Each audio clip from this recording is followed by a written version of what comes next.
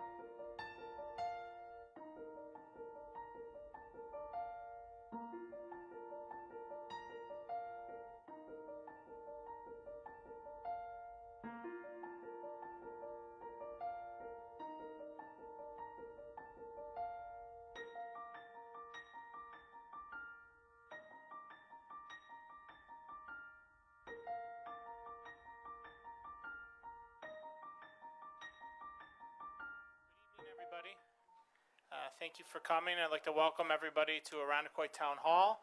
For our visitors from outside the Irondequoit community, welcome to the town of Irondequoit. We're honored to have you here. I'm Town Supervisor Dave Seeley. We're very honored to host today's presentation of the Carnegie Medal on behalf of the Carnegie Hero Fund Commission. Before we get started, I first want to welcome some of our honored guests who were kind enough to join us here today. We have Monroe County Clerk Adam Bello. Yep, you can clap. We have the President of the Monroe County Legislature, Joseph Carbone. From the Irondequoit Town Board, my colleagues, we have Deputy Supervisor John Perdicone. We have Councilwoman Kimmy Romeo. From Senator Rich Funke's office, we have Gloria Hunter. Gloria. And from our new Assemblywoman Jamie Romeo's office, we have Teddy Reifmeyer. Teddy. Also, we're happy to be joined by, in addition to members from our Irondequoit Police Department, various representatives from our fire departments in Irondequoit, as well as our ambulance, Irondequoit ambulance. Please give them a round of applause as well. I don't think I left anyone out. So I'm going to be brief because I'm going to turn this over to the folks who really put this together. We're gathered here today to pay tribute to two men who exhibited what is amongst the most noble attributes of our human existence, and that's the willingness to risk one's life to save that of a stranger. The parable of the Good Samaritan is described by Jesus in the Gospel of Luke as an answer to the question, and who is my neighbor? Jesus tells the story of a traveler who was attacked and beaten along the road within an inch of his life and left to die there. After two passerbyers do not attend to him or show care, the Good Samaritan comes to the man's aid. The parable still holds true today, and it has been the mission of the Carnegie Hero Fund Commission to recognize, as Andrew Carnegie stated in 1904, the heroes of our civilization. One of the great paradoxes of our existence is the fact we celebrate things that are derived from circumstances we perhaps wish had never been present. We're gathered here today because fate had it that two boys were in harm's way on August 19, 2017, and two heroes came to their rescue. One of those heroes, who I'm proud to say was a resident of this community, lost his life committing this act of devotion to his neighbor. And it's incumbent upon us to celebrate those acts which reflect the very best of our humanity. The absence of delay in jumping into the water to save the lives of two children. On behalf of the town of Irondequoit, I am so very honored to welcome Phillip Orzech and the family of Jason Sigelow here. And to Jason's family, we once again offer our most sincere condolences for your loss. I would be remiss if I did not thank the Irondequoit Police Department, led by Chief Richard Tantillo, for their successful efforts to procure this recognition for Mr. Orzech and Mr. Sigelow. I want to make note, because Susan would attack me if I didn't do it, but Susan Plunkett, who was an associate of Jason's, was nice enough to cater this event, donate her services. As she said, Jason would have loved to have had a party. So afterwards, please join us in the hallway for some delicious food and some reminiscing and the ability to commune with one another. After Lieutenant Jim Reed leads us in the pledge, we will then turn things over to Captain Mark Bean, who is the man really responsible for helping this presentation come to fruition. Captain Bean has done an exorbitant amount of work. He's a very good planner, as I've learned, and I just want to recognize him for his hard work to make sure these two heroes are recognized. With that, I will turn things over to Lieutenant Reed for the Pledge of Allegiance.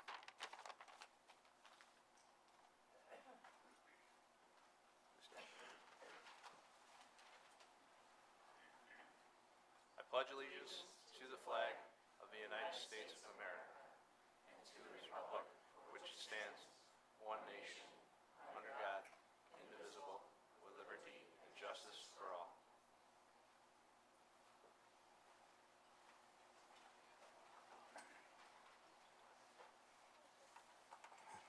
Thank you. In 1904, Andrew Carnegie established the Carnegie Hero Fund Commission to recognize outstanding acts of selflessness, heroism by ordinary people during extraordinary times. The Commission carefully evaluates the events in order to choose the recipients. I can tell you that over the last year, we have worked with the Commission, and it is not an award that is frivolously given out to anybody. There are painstaking hours put into reviewing reports, speaking to witnesses, and the people involved with this event. This award recognizes someone who knowingly risks their life while attempting to save another human life. Andrew Carnegie believed in the power of one person that can change the events of the world. The ability for one person to influence or change the outcome of one event, to make one difference, and to give a life or act selflessly for one another. I'm going to play a approximately 10-minute video about the Carnegie Foundation. This video is sad, but it really encompasses what the foundation is about and what they stand for. On January 25th, 1904, an explosion 200 feet underground rocked the Harwick coal mine, 15 miles north of Pittsburgh. 180 miners were working there on that bitterly cold day. Immediate calls for aid went out, and mine engineer Selwyn Taylor quickly responded. He and others entered the mine and brought 16-year-old Adolf Gunia to the surface. He was the only one of the miners to leave the mine alive. Selwyn Taylor tragically did not survive the rescue mission. He died soon after from the effects of the toxic gases. In another rescue attempt the next day, coal miner Daniel Lyle entered the mine despite the known dangers, but he too perished. 181 men died in the Harwick mine disaster.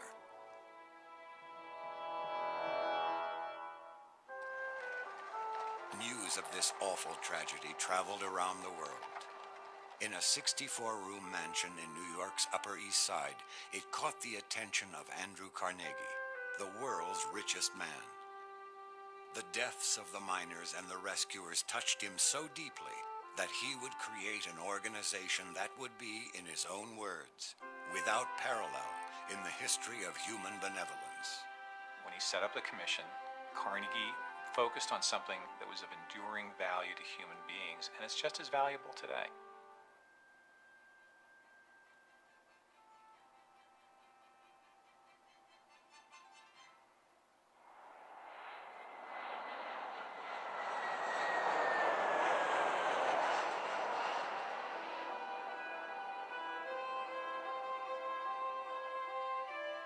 So we received a call from one of the folks that worked with the FAA. He said, I think we're missing an aircraft. As I approached the river, the overwhelming thing was that this was as desperate as a scene could be. I was thinking that I have to try something, and so I just kept running until I got to the edge of the river, and then I just hopped in. I could live with myself if I attempted to do something and failed on that occasion. Even if I didn't survive it, I could figuratively live with that. If I did nothing, I don't know if I could live with that. Heroes are people who put themselves in danger of life or serious injury to save the life of someone else. We ask, did they leave a place of safety? Did they put themselves in danger of death or serious injury? And the subsidiary question, did they understand that? And finally, did they do it to rescue another human being? As I was making my way out toward them, I was yelling to them that I was coming out, because the object of this whole thing was to give them some measure of hope. If I could just buy them a little time, maybe somebody could do something. Maybe not me, but somebody could.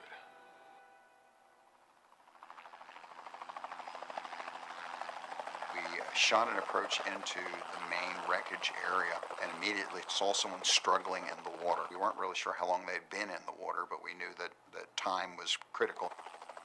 So I told Don, well, let's go in right on the top and pick this lady up, because it seems she's having some problems. So he did a magnificent job of putting me right on top of her, and my end of the skid I was standing on out there went under the water, and that just allowed me, when I leaned over and got a hold of her, I could just float her right up on the skid with me. Right away, he told me that we were taking on water and that the back of the aircraft was going into the water. So I had to compensate for his weight plus her weight to make sure the tail rotor didn't touch the water surface. And as soon as he said go, then I went. As we approached the shoreline, the rotor system was at forehead level. So we'd had to raise an altitude to not kill people on the shoreline. They had dropped two lines from the helicopter. One girl grabbed one of them, then there was a man and a girl grabbed the other one. The guy's hanging onto the buoy and the girl's hanging onto him. And the helicopter starts coming towards the bank. First girl falls off, then second girl falls off, and she's on a slab of ice. She grabs the buoy again with both hands, starts towards the bank. The minute she comes off the ice slab, one of the arms comes out of the buoy. At that second, I'm taking my boots and my coat off, and I've decided I'm going in after her. So I make my way to the embankment, dive in the water, swim out to her, position myself behind her the best way I could.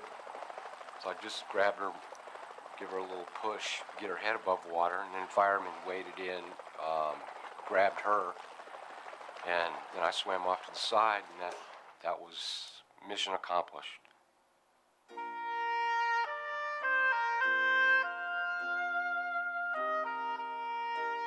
"10 minutes, that's all it was. I think a hero is somebody who does something because something inside wakes up and says, you've got to do that. And what they do is positive, and it does something, it changes somebody's life. I think that's a hero. I think the important thing in acknowledging heroic acts, heroic people, is that people come to see that the ones that they're looking up to as heroes are really no different from themselves, and that everyone has the capability of doing extraordinary things under extraordinary circumstances, and more importantly, that even under circumstances that are not extraordinary, that we all have the capability of helping each other, and we're at our best when we do that. Our heroes are as different among themselves as all human beings are, but if there's a theme that runs through the reactions, it's a little bit of surprise and a little bit of humility, a little bit of disbelief that what they did was so very special. But one of the nice things about the commission and the award is that we're there to say, oh yes, it was special. The Carnegie Hero Fund Commission awarded its first medal to 17-year-old Louis Bauman, who in 1904 saved a childhood friend from drowning. In 1956, Dorothy Koch was honored for saving 2 policemen during a shootout in a Cleveland nightclub. Dorothy was struck by a bullet and paralyzed for life. World-ranked boxer Rudell Stitch is one of only 4 people to have received the Carnegie Medal twice, in 1958 and again in 1960. He was involved in rescues near a dam on the Ohio River in Louisville, Kentucky. He and the victim survived the first, but both died in the second. Over its history, the Carnegie Hero Fund has awarded the Carnegie Medal to thousands of individuals who have risked their lives on behalf of others, and has distributed millions of dollars in grants, tuition, and other financial assistance to them and their families. It is an enormous legacy, representing thousands of lives saved, thousands of children who would be born and raised, work that would be done. The power and dignity of these actions resonates to this day when new heroes walk among us. On a busy street corner, Andy Johnson disarmed and subdued a man attacking a young woman with an 8-inch meat cleaver. People always ask me why I did it, and I think it's because they're trying to figure out whether or not they would do it themselves. When a sniper opened fire on her college campus, Holly Garlitz ran out into the line of fire to pull a wounded classmate to safety. Things could have turned out so differently that day, but it's made me grateful for everything that I have. While attending a ball game, Ramonda Freeman rescued a wounded boy from the middle of a gunfight between rival gangs. He was just a kid, and I'm a mom, and I wasn't going to just leave him. Helicopter pilots Kevin Caffrey and Jeffrey Miller executed a perilous and technically challenging rescue of a woman clinging to a small tree in the Niagara River.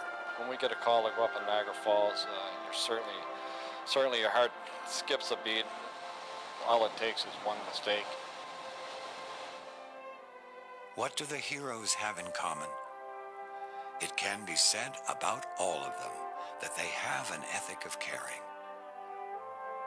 In one single inspired moment, one selfless act, they put another's life ahead of their own. When you look back over our history, you see the medals and the people who won them. You think about the people whose lives were saved, the lives that were lost. It seems massive, but the thing we always remember is it was done one rescue at a time, one decision at a time, by one individual. And that's what we're honoring. I do not expect to stimulate or create heroism by this fund, knowing well that heroic action is impulsive. The Hero Fund is for watching, applauding, and supporting the heroic action, wherever displayed and by whomever displayed.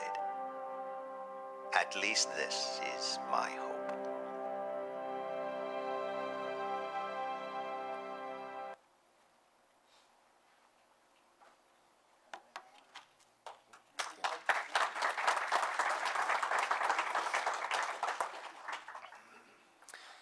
So tonight we gather to recognize two individuals who truly embody the Andrew Carnegie's philosophy of the power of one, and how their acts have affected the people in our community and the people around us. Their acts of heroism have influenced tonight and further nights to come.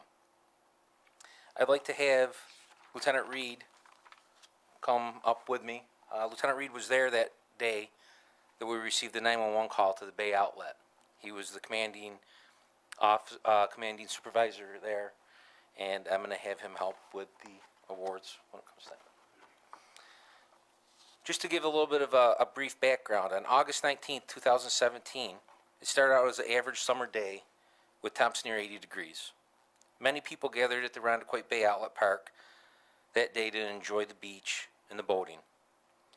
The Gonzalez brothers, at that time, ages 8 and 9, were among the people there to relax and enjoy with their family. Both brothers went to play and have fun in the water. A short time after entering the water, they found themselves away from the shore and unable to touch the bottom of Lake Ontario. Both tried to make their way back, but were unable to do so. Both were in distress and finding it hard to stay afloat in the water.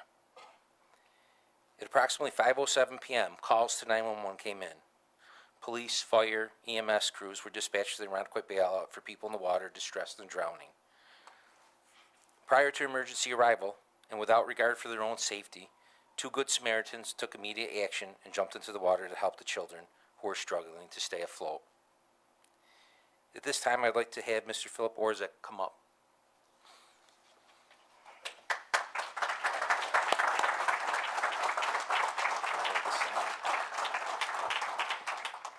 One of the males that jumped in the water was Phillip Orzech from Connecticut.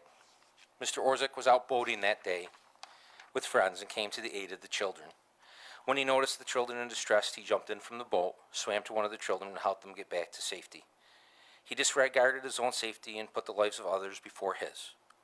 Due to his actions on that day, Mr. Phillip Orzech was chosen by the Carnegie Foundation to be one of the recipients of the 2018 Carnegie Hero Medal Awards.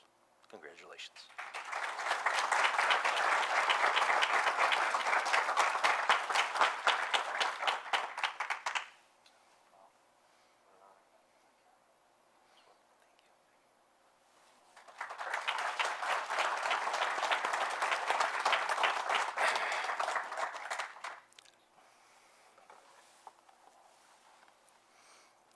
At this time, I'd like to have Vincent and Mason Sigelow come up, as well as the family of Jason Sigelow.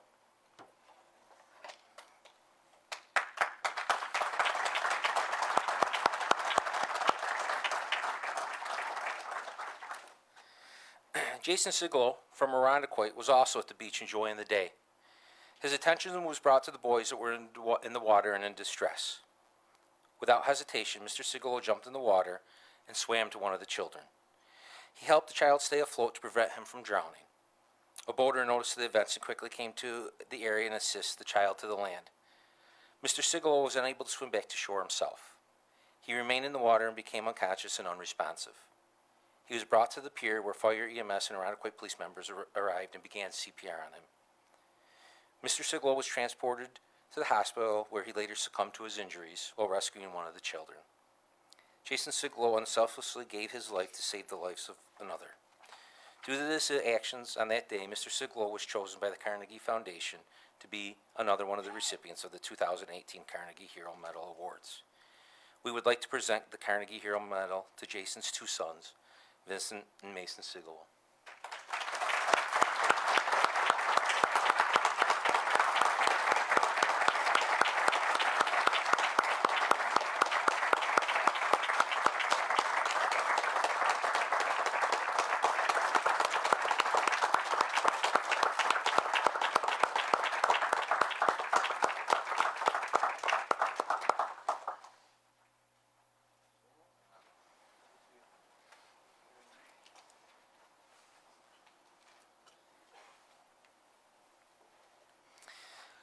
Without the heroic actions of Mr. Sigelow and Mr. Phillip Orzech, the outcome would have been much different. Both the Gonzalez boys are here today to show their deep respect and gratitude to Mr. Orzech, Mr. Sigelow, and his family. I'd like to invite Chief Tantillo up to do the closing remarks before we have a brief reception.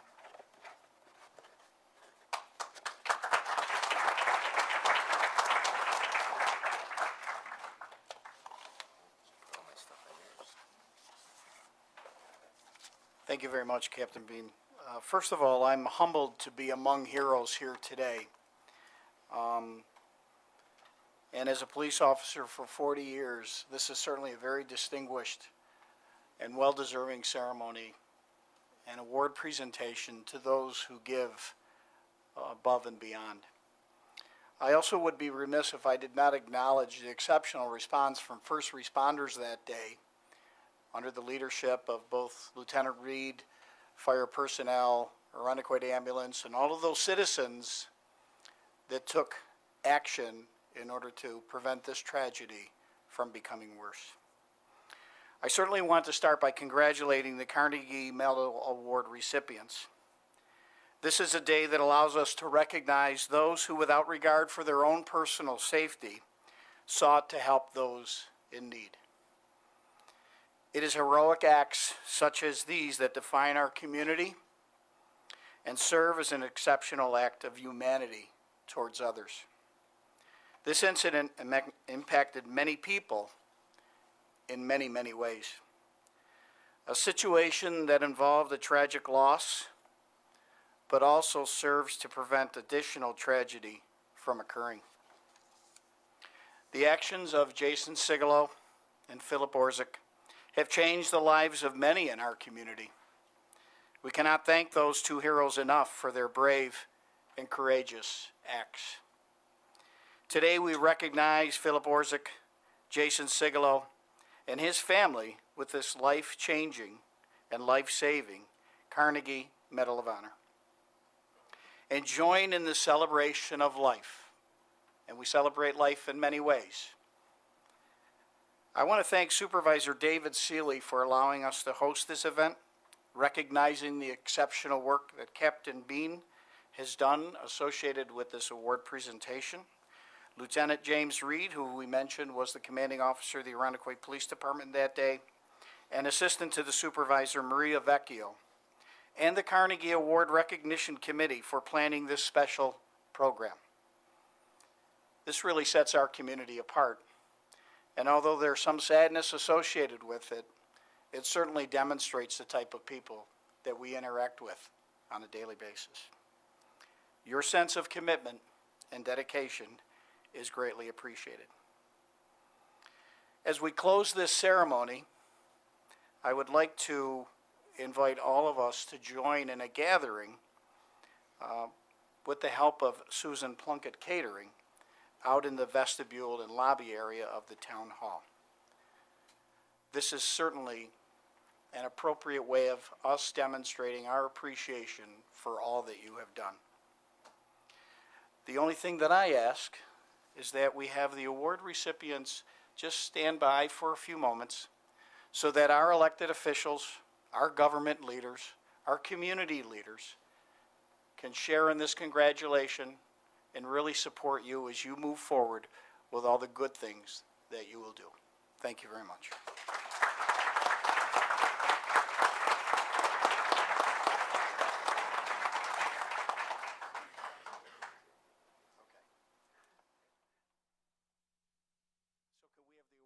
I'll take the lead on this. Can we have the award winners?